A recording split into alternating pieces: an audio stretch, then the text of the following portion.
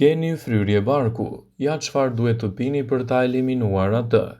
Fryrja e barkut është një ndjesi vërtet e tmerrshme. Në një kohë kur duhet të dukesh sa më e dobët, barku të tregon sikur ke disa kile më shumë.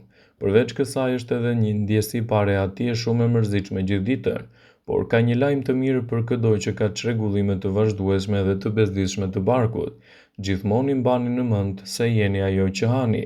Trupi reagon në mënyra të ndryshme në varësi të ushqimeve që futen në të, sepse ushqimet me lëngje mund të shkaktojnë fryrje të tjera.